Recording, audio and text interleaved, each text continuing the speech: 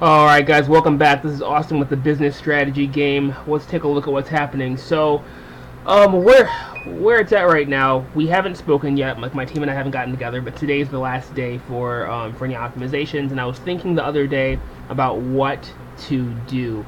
And there are a couple of things that we haven't really talked about and that you guys haven't gotten to see in this game. A lot of it is because I don't normally do the updates. Normally, I'm the person that is reviewing the strategy, going over the spreadsheet as you guys saw previously. Just really kind of trying to pull everything together, doing a lot of analysis about the competitors and what they're likely to do, and just going through the logic flow of strategy. I don't normally get on the controls here too much, but today, one of my teammates is in Thailand. He's traveling, and I think he may have just messaged me. You heard my phone go off. He said he just arrived at the hotel, so I guess we're going to be having a meeting here very shortly. But I wanted to just get in here and kind of show you guys a little bit more about how this game plays out and what to actually do. Now, I'm probably going to do a follow-up series about strategy. It's something that I'm very passionate about, and hopefully I'll be able to make a lot more of my career moving forward dealing with business and strategy. But there are a few things that you really want to keep into account when you're thinking about strategy. I mean, one of them is kind of in the industry, how do you actually implement a strategy? What's really important to your customers. Another one is about how to deliver that value, right? So, where do you get value? How do you deliver the value? Then you've got to think about your own company. What capabilities do you have? Where are you best? What are you best at? And then, how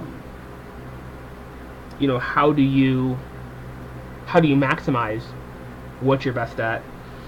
And then, when you start to make decisions, you have to be able to kind of forecast how your competitors are going to react to those decisions. And that's going to give you a good idea about what to do and where to play. So yeah. So I wanted to show you kind of what I was thinking. Now, we already know where we sit as far as capacity. Let's take a look at our competition. So our competition, they have less capacity than we do. We get a 20% boost for overtime, so we have more capacity now than they do. Sorry, these are the totals. So now we really get to kind of dictate in the market what to do, and capacity leadership was part of what we really wanted to achieve. And there were a few years where we didn't have it, but now we do have it. So yeah. So I wanted to go in here and I wanted to show you guys what I'm thinking that we should do. So what I think we should do, since we had so many stockouts last year, I think we should change our distribution. I'm just going to show you guys how to do that. I went in and I ran up the numbers the other day, but I wanted to get you guys in here so you could see what I'm doing. And I wanted to have this done prior to our meeting, which it looks like we're going to have here in just a few minutes. So you'll get to see how this works. So what I did is I went into the production screen and I changed the amount of production that we had going to our regular production. So I just increased that. Now what I'm going to do is I'm going to go down to the distribution screen, and as you can see, it reset my private label because I changed our distribution. So now in the distribution screen, I'm going to change where the shoes are being distributed. So I've already run these numbers out ahead of time. I worked them out yesterday, but I'm going to let you guys see how you input them in the system.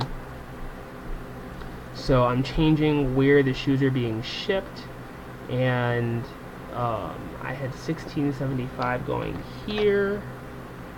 I had an additional 121 going here, and I had this was 2530. Great. So that's really where I wanted to have our branded distribution at this time. Now where I'm going to go is I'm going to go to the private label production screen. So we had this already filled out. We actually had our overtime at 1880, but when I changed the production, it reset all of my decisions here and gave me a little box telling me that it was going to reset my decisions, which is fine. So now, as you can see, I only have 35.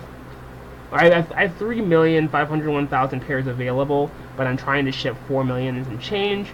So it's telling me that I'm shipping over 1 million pairs that I don't have available, and this is because of my previous designations in the in the distribution category. So I'm just going to go back and redo my order.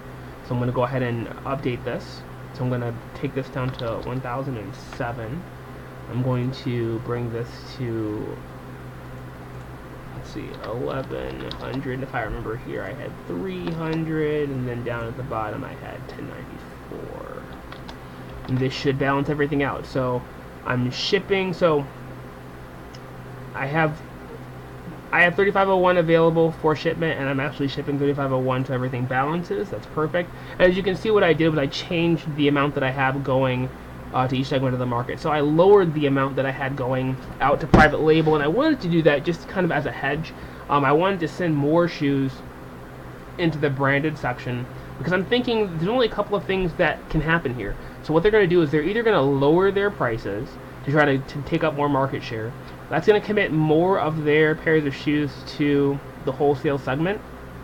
We're raising our prices, which is going to create more market share, but I don't think they're going to have the surplus available to soak up that market share.